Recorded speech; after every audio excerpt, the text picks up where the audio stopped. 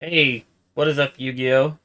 We're back with the podcast. We're going to be talking about something topical for once, um, which is card prices like Bonfire and Transaction Rollback and Triple Tactics Thrust. So, Yay. this is not a market watch. I'm Not a not market watch I'm at not all. I'm not saying to buy these cards. I'm not going to tell you, "Hey, go out and buy these cards." Um you can determine whether you want to or not for yourself. That's up to you. That's not me. But I just want to talk about my opinion on the card prices and stuff like that. And Stefan can give his opinion if he wants to. But overall, uh, while my first initial statement on Bonfire, I do think it's overpriced at the moment. When you pre-order it for over 100, Yeah. I think that's ridiculous. But uh, I do think that the card I don't mind the card being expensive. I just think that it's probably a little too high at the moment. My advice for it, and I'm not a market watch. I'm not selling anything or anything. I would not buy pre-order cards like this, and wait for the market to kind of settle. Is probably what I would do, uh, and everything if I wanted the deck. But this brings us to the thing is how expensive and cheap is Yu-Gi-Oh? So that's a topic that constantly gets thrown around is Yu-Gi-Oh is too expensive. And we're going to talk about that today more than anything. Uh, Yeah. Yu-Gi-Oh is a hobby. Let's start off with this. Yu-Gi-Oh is a hobby, and that means that it is going to be expensive at some points. Um, and that's just how it is. And you got to kind of live with that. You got to be able to judge if you should be spending the kind of money on it that would require you to play at a higher level. You have to be getting joy out of it, hobby. You really don't get into Yu-Gi-Oh! And if you do, then you're going to find that you're going to lose money, yeah. lots of it, because it takes a huge amount of starting capital to even really get anywhere, to keep yourself afloat. I have experience with that because I survived a great while on just trading cards and stuff and selling them online. And even that, it was literally easier for me to get a job. Yeah. I think Yu-Gi-Oh doesn't have to be as expensive as people think it is. Especially if you just invest your money and your time in very certain things and kind of make small purchases over long periods of time. You don't need to make Yu-Gi-Oh feel so expensive on yourself. You might still have ended up spending the same amount as if you were to do it all at once, but if you spread it out and everything, you can it it'll be a less of a burden on your finances and stuff like that. And how you would do this is, in my opinion, the best thing that you could buy starting out is staples, right? So you buy staples, and you can get a lot of them cheap now because of how much they've been reprinted. So let's look at Joel and Lockbird, right?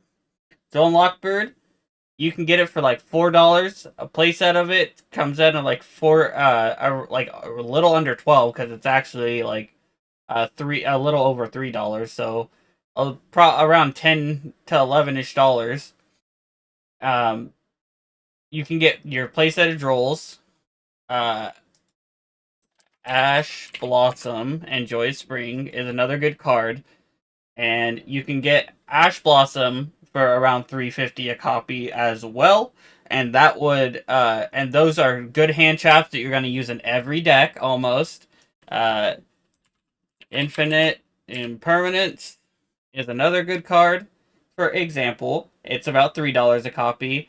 Let's see how much is Forbidden Droplet. Did that card go back up? Because it did get reprinted.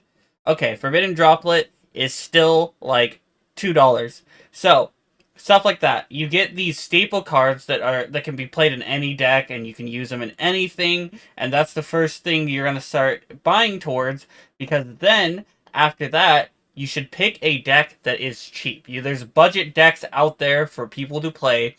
Pick one of those and play it, and then you can save up for a meta deck that is coming out that you want to play. And there are free outlets to play Yu-Gi-Oh! And everything, and test decks and stuff like that. Like Project Ignis, all the cards are free if you want to play on that and see what the cards and what decks you want to build. Uh, Dueling Book is also free, and that's more of a physical thing, and it's not automated like Project Ignis is, but it allows you to kind of see what you want to build, and they have cards that are coming up that aren't released yet in the TCG on those. It's not a sponsor, by the way. I'm just saying that um, that these are good resources for you to use to find out if you want to build these decks in the future. So you can use these, find out if you want to build them, save up money for when they release and everything after you get your staple cards that are going to go into pretty much every deck you build. And there you go. You got a good deck and possibly a meta deck. If you want a meta deck, you just got to pay attention to trends and stuff like that, and that's a whole other story.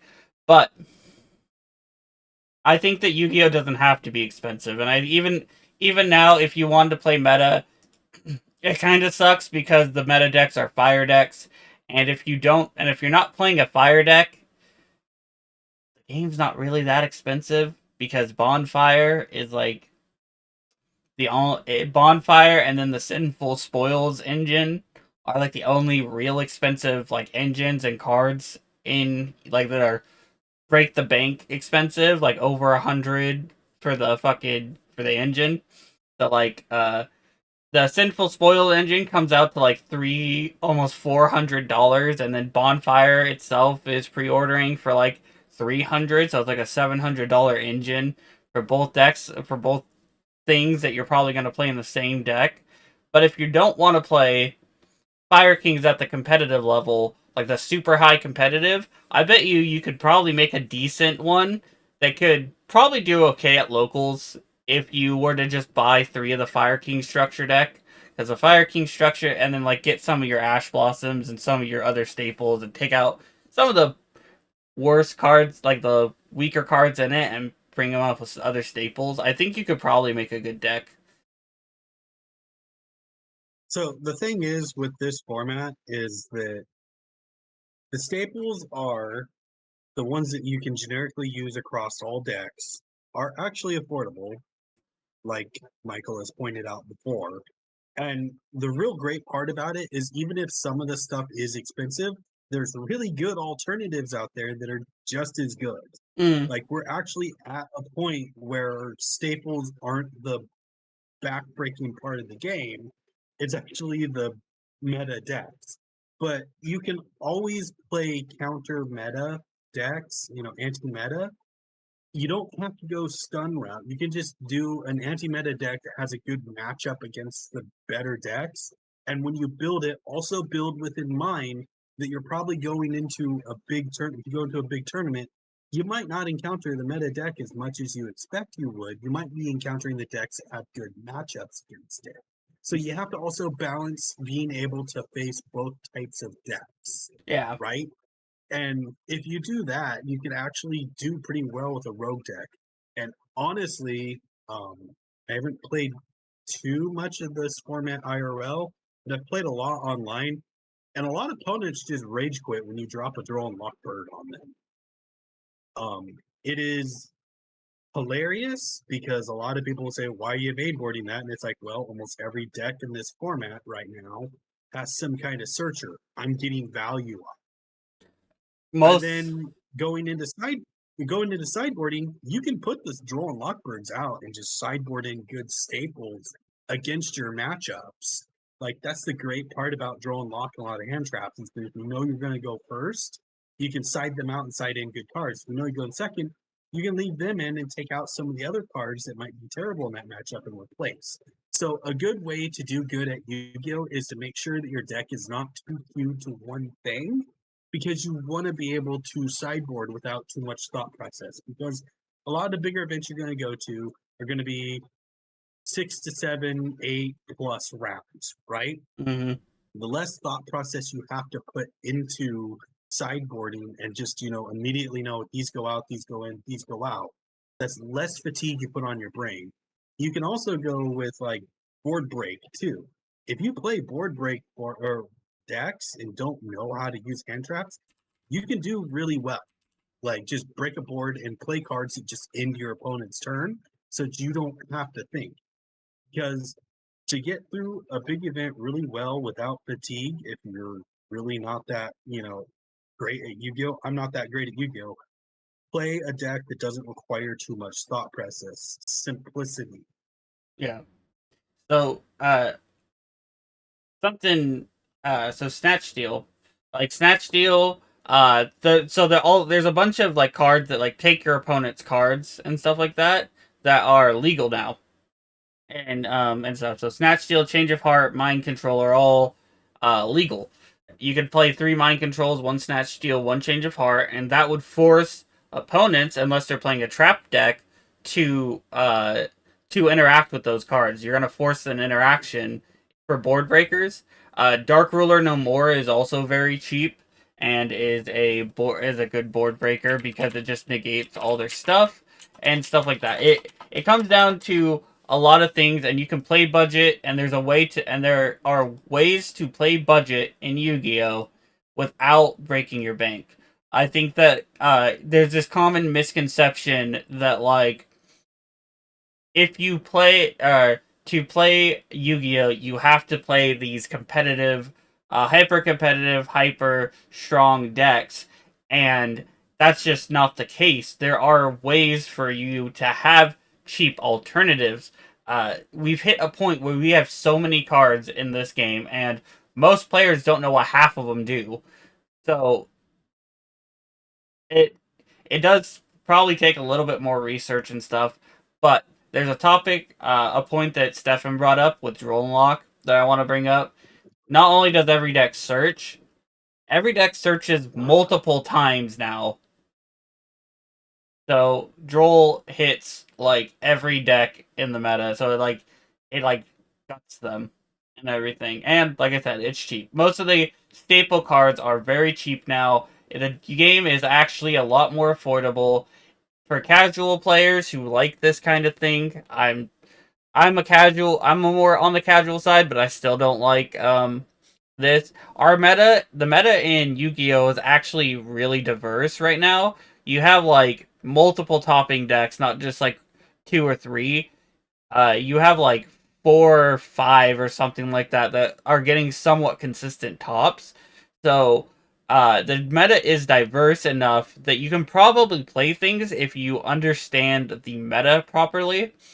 But something I want to talk about on the topic of card prices is buying packs responsibly. Uh, in my opinion, you should almost always buy singles. However, there is a downside to buying only singles. You won't have any trade stock if that matters to you. But it also is important to not go overboard and know when to stop buying packs and and everything. An occasional pack every now and then's not that bad because uh, it's whatever. It's $5 or something like that you can throw away. Because if you're gonna buy a pack, because my thought process on whole buying packs thing, you're gonna buy a pack anyway and everything, and you were going to $5 here, $5 there. Not that big a deal. I think if you want a So, card, so, all right, go ahead. so if you want, like you were about to say, want a card, buy it. I also have to say, like when I say responsibly, I it, I have to say, gambling addiction, it's a thing. And the problem is a lot of Yu-Gi-Oh players have been playing the game for years, and we've been playing with cards and trading them and doing all this rare stuff. you can fall into a spiral of actual gambling addiction. I've seen it before, and it's crazy to see because you end up overbuying a set and putting all this money into it and going for that. Yeah, I'm going to get this real expensive card, and the problem is it is a road that'll send you down a spiral because you'll try and get that excitement and it will peak. And when it peaks, you're probably not going to hit that excitement again. So, like, yeah, buy a box every once in a while because a set that you really want. There's a lot of cards you want in it. You just don't want to have to buy them outright. You can buy a box, or even, sometimes heck, you can even buy a case if you want to. Just don't overdo it because you'll look back on that and be really, really annoyed if you overbuy product and stuff, and it causes a negative impact. It can cause a negative impact in your brain and your life. Like it it could make you like when another set comes out, you'll go to buy it and it won't be that great. And then it could bitter you to the game and it could actually give you buyer's fatigue. Mm. So I mean you gotta be really responsible with that because you can burn yourself out or straight up just become a gambling Uh, it's a few of our local people are straight up like gambling addicts when it comes to packs. They're not like going out to the casino, but what set was it that uh that Was it they that 25th? oh It was yeah, the 25th. fifth rarity collection packs and everything. Yeah, at every single day, they would message and ask about it. Not even every week, every day. Every day they would message our local card shop or the people in our local card shop that work at the local card shop that are in the group of locals and everything that are in our locals Facebook group and would message them and ping them and be like, hey, uh, did you get it in yet? Did you get it in yet? Did you get it in yet? And then and it was not only annoying me, but it was probably annoying the shops and everything, the workers there and stuff like that. And it was like, damn, dude, you guys got to get your gambling addiction into order because it's ridiculous how much they were doing it. And then one of them got annoyed because I was being a contrarian and everything and saying and pretty much going against me and you both were kept going against what everyone else was saying because they were trying to be in an echo chamber of toxic casuals, and then me and you were like, no, that's not how it works. I'm contrarian to a lot of things. I realize that that's how I am. Um, I've been kicked out of the group once for that, and then brought back in immediately after my timeout. Um, but you got to look at it from an outsider perspective because I barely buy any packs or anything, and when I buy singles, it's usually like last minute before an event. So like for me, I know better because if I started buying boxes and stuff, I'd be just as bad. I'd be like, yeah, gonna buy more, gonna buy more. Like I think that was the same time I also made the CS:GO joke, right? Mm-hmm. Yeah, but in that So whole debacle when we were like relating or waiting for the our 25th anniversary rarity collection packs at our locals to come in because there's something happened with our shipping with our local shipping thing, and they weren't gonna get it for longer than a lot of other people. uh I tried to literally, I think I said, hey, buy things online, uh or buy the cards online, or buy the pack, or buy uh, the booster box since you're so wanting it so bad. Just buy it online. It'll probably get to you sooner than they're gonna get it and everything. And which Yu-Gi-Oh! Commander did. Kudos to him. mhm. Shout out to Yu-Gi-Oh! Commander. That guy's cool. Uh, He's cool. but yeah, just kept on bugging them, and then they said something being about me being annoying about how I always take the opposite side as everyone else in that group chat because my and I brought this up several times.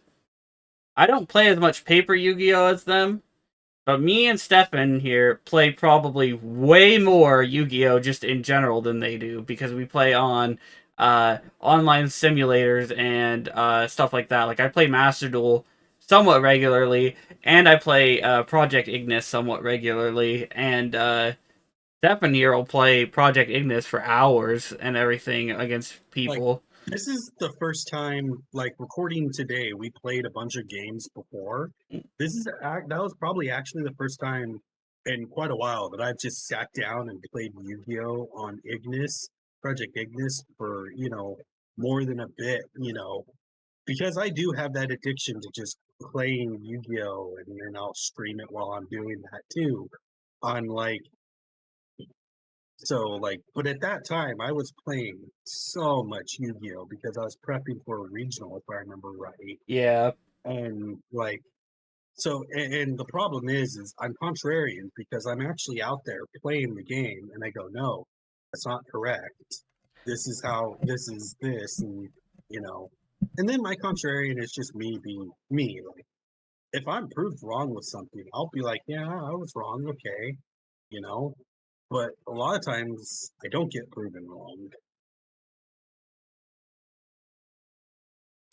It is funny So yeah, uh, when Stefan gets proven wrong and everything. When he gets proven wrong, and like if I prove him wrong, and I prove him wrong so bad that it's the complete opposite, almost of what he said, he'll get real quiet, or he'll kind of get annoyed that of how bad I like did it to him. yeah. Like, this the quiet moment's usually my brain going, huh, I need to reset this.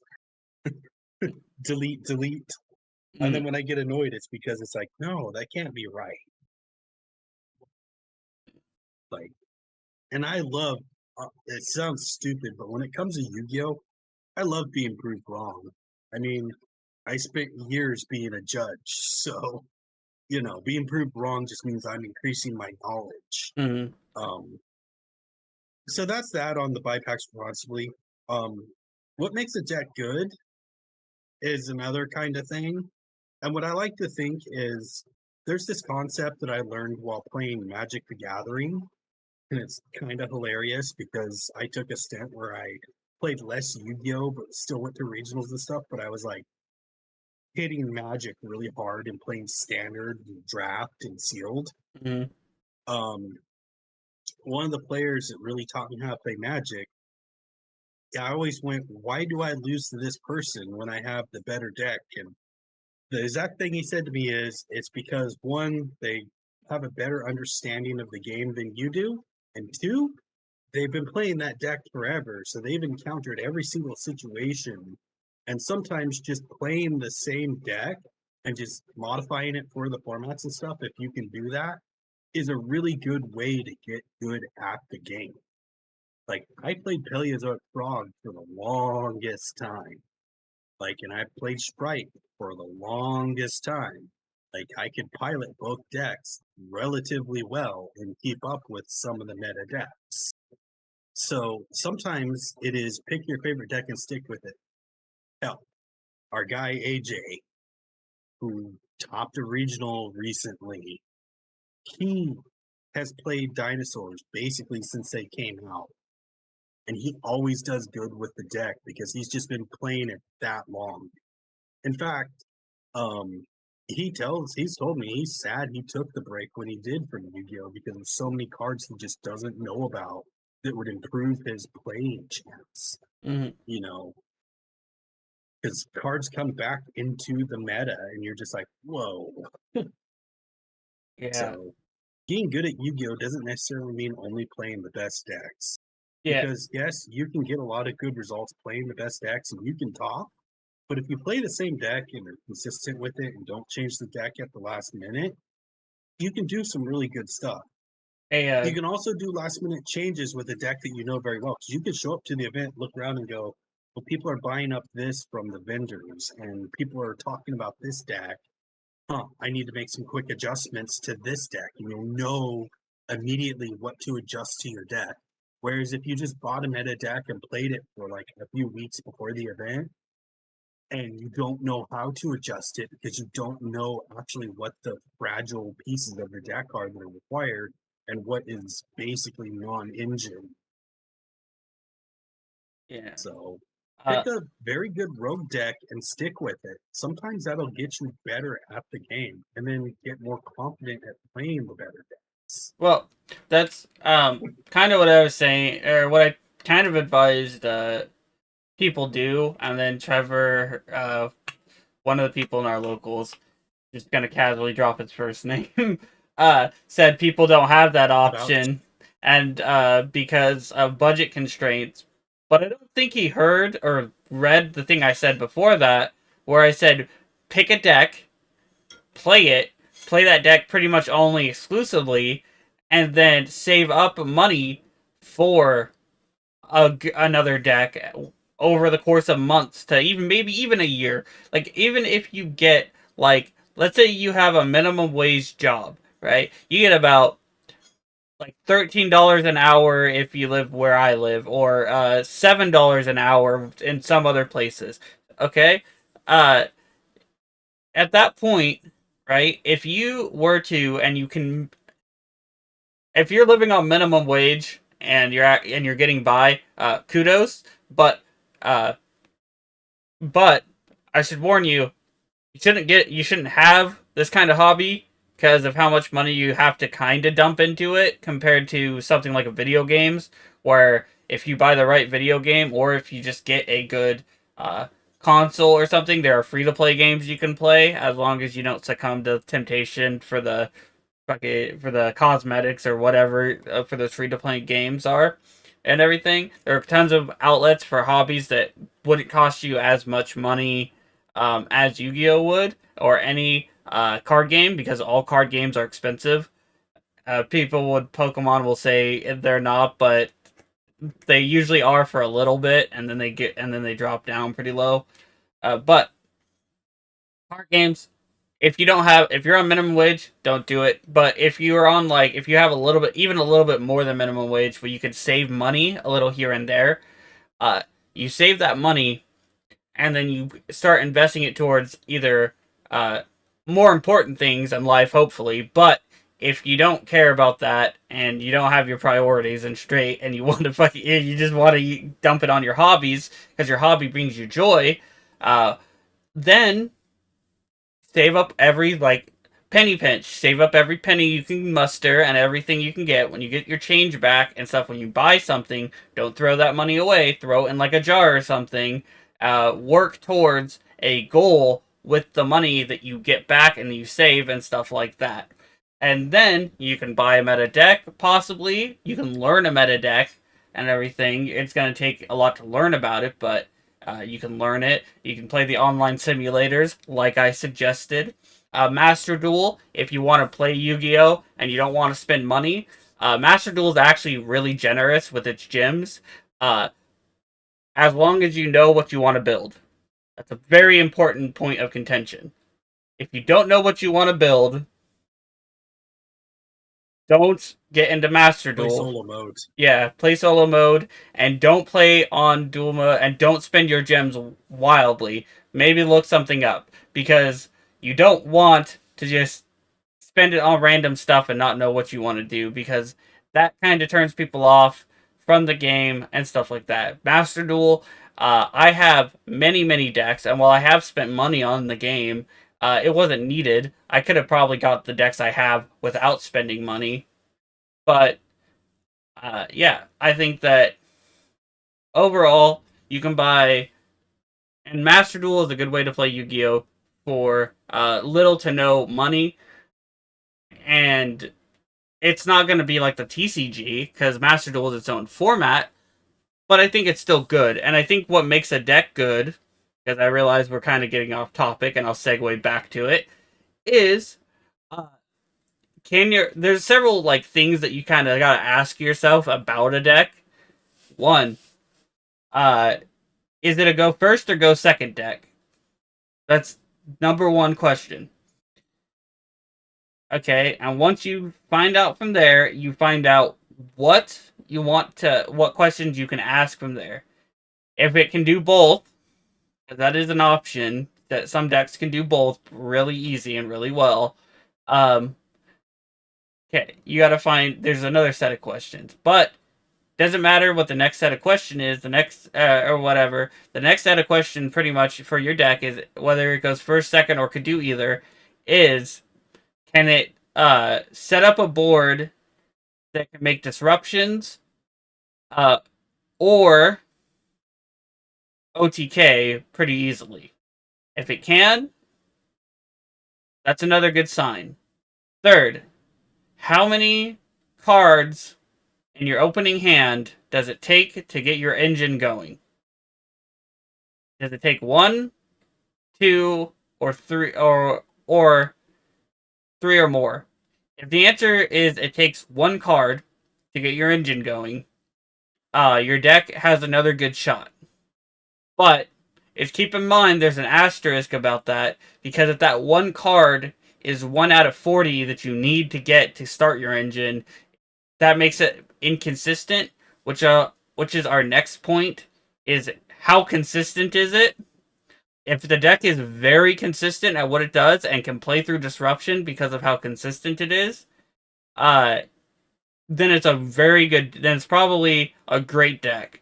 The last point on consistency is, well, it's a good deck. I'll say, because the last point is what's going to make it a great deck. Can it run things that aren't in its engine or archetype, or whatever the deck's trying to do? If it can't, it's not going to be an amazing deck. You'll see all these deck lists online, insane one card combos that like FTK the opponent. They lose to one hand trap or two hand traps, or they're so fragile that that the whole thing just kind of falls apart if they don't get that one card that they showed off and everything like that. So keep that in mind when you're building your deck and you're choosing your deck. One card combos are very good. Two card combos are okay, and three or more are usually a sign of a bad deck. It's just the way it is. It's sad to say that. And as someone who likes novels, the ritual based deck, and everything that can generate a lot of card advantage with the right hands. It still takes like 3 cards to really get going, and everything, and kind of set stuff up, and the boards don't look as strong as they actually are a lot of times, but it can still easily be broken, and stuff like that with that deck in particular. But it's a sign that it's not actually a good deck in terms of power and competitiveness. But something like um, I was gonna say Math Mech, but Math Mech Circular's banned, so that deck's not as good anymore. Yeah. Um, Exo Sisters have a 1 card startup with Martha. Exo Sisters are very um, they're a very linear deck, though. They don't have. I guess that would be like point 0.6 is how flexible can the deck be. Exo Sisters are pretty linear. They do like one thing and one thing only, and they do it pretty well. But it's very linear, and it's very It can't. It doesn't have room to be like flexible with its plays and stuff. It has room to be flexible with its deck list. It doesn't have room to be flexible with its plays. Um, but on Stefan's point of you pick a deck and you learn it and you can probably start doing well with it. In my honest opinion, Runic Stun is a bad deck that people just sat down and played and played and played it until they got good at that deck and they learned how to play against other decks. It is not that the deck is good, it's that the players that are playing it are good, is my honest opinion. The ones that actually top with it, not the ones that just play it and then don't do anything. I make that very clear.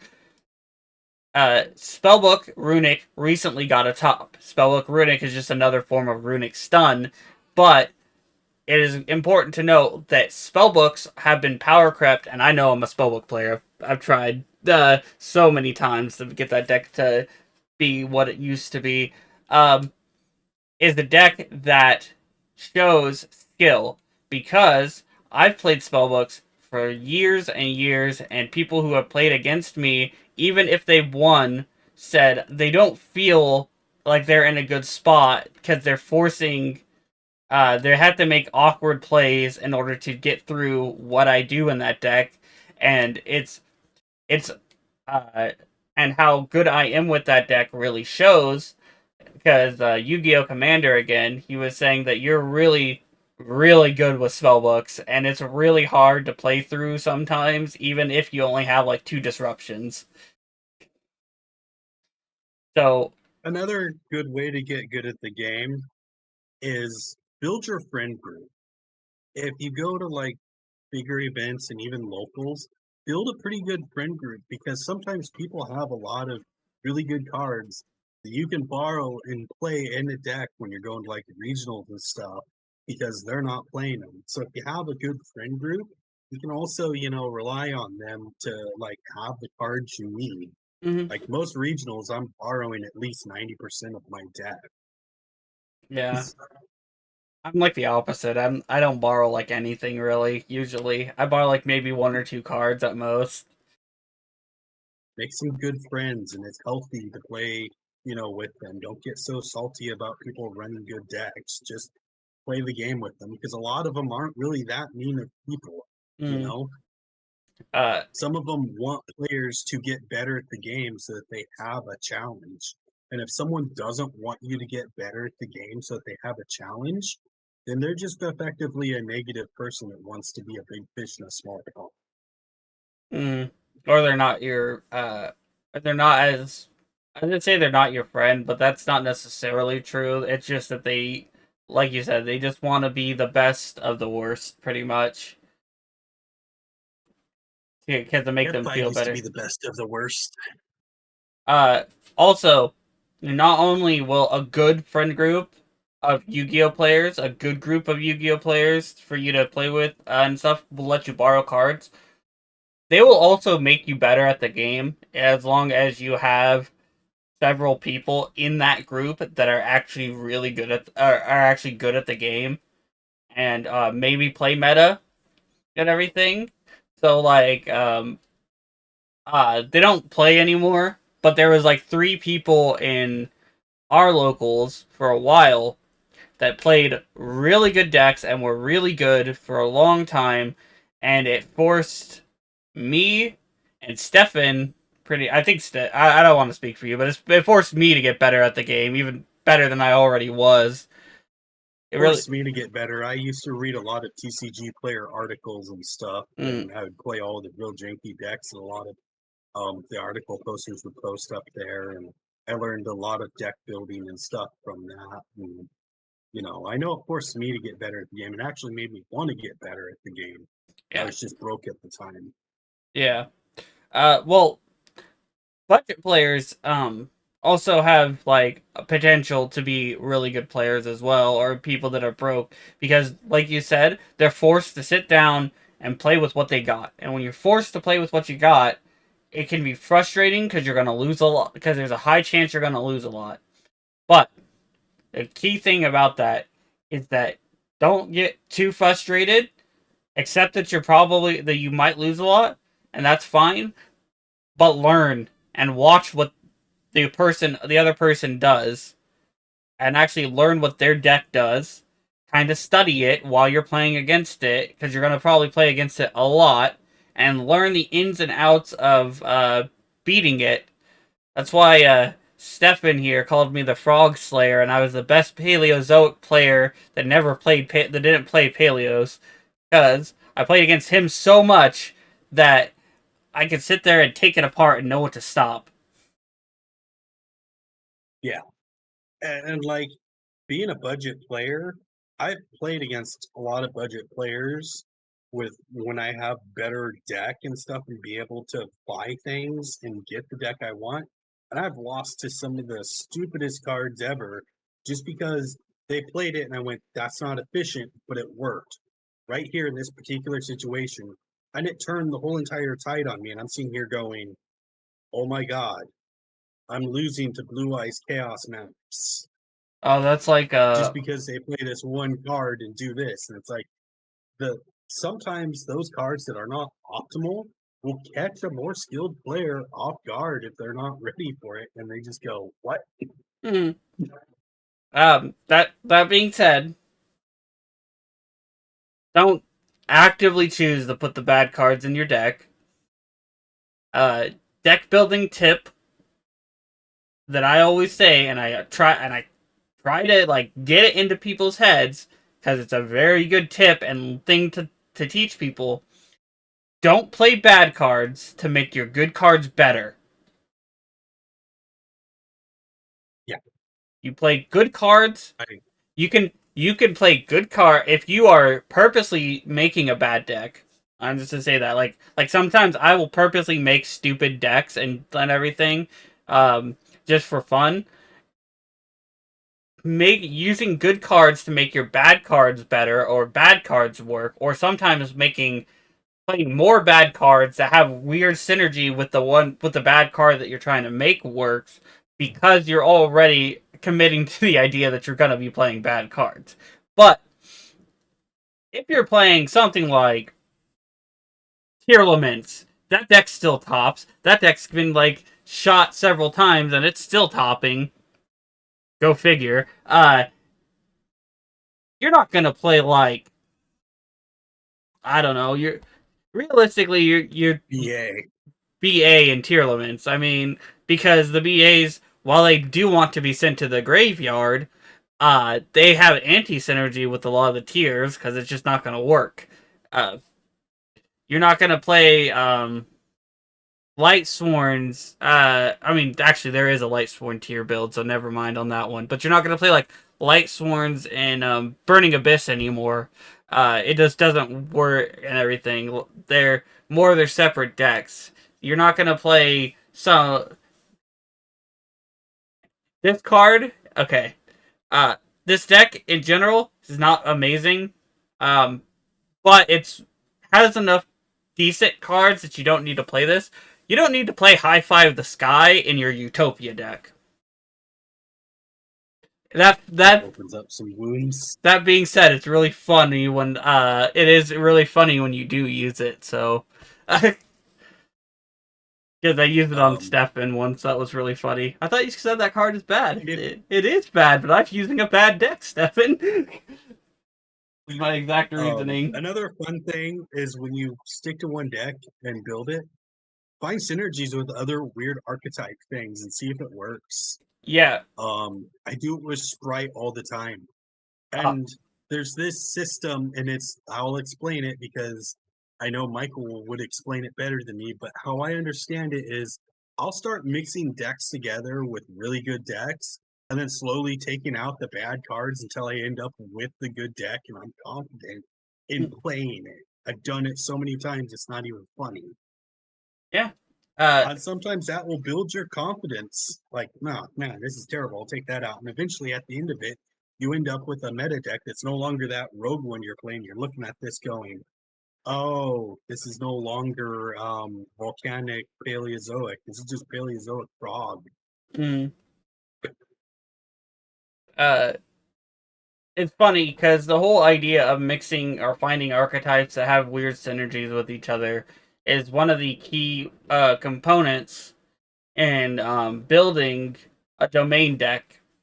The domain, those of you that don't know, is a fan-made format. I'm not gonna call it a fake format because I use that usually as a term just to insult formats. But I actually like domain. Um, it is technically a quote unquote fake format, but uh, but it is a fan made format where it's singleton. You got a deck master. It's kind of like Konami's deck master, but better. And there is like specific deck building restrictions to it. And because of those deck building restrictions, a lot of the time you'll see deck lists where the better decks are like 3 or 4 archetypes that have weird random synergy with each other. Uh, and everything that synergy wasn't good, might not have been good enough for advanced, aka the TCG or OCG format that we use, but it's good enough in this casual format and stuff like that because it's singleton. So uh it's kind of funny that like mixing archetypes and stuff like that is a good way to make things like fit and work in that format, but it also can work in advanced as well, as long as you know what you're doing or what to mix or how to mix or something like that, or why the synergy works. It's like Stefan has Sprite Dinosaur, for example. Yeah. And Sprite Dino works because Baby Ceresaurus is a level 2. The and is easy to get to in the deck. And on top of all of that, the sprites don't lock you into 2s until after you use the sprite cards. So the synergy with sprites and that is that they have a level 2. Dinos can OTK or put up an OK board going first usually, but sprites can put out a good board going first and sometimes struggle to OTK.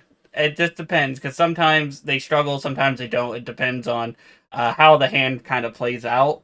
But yeah, but dinosaurs fix that issue.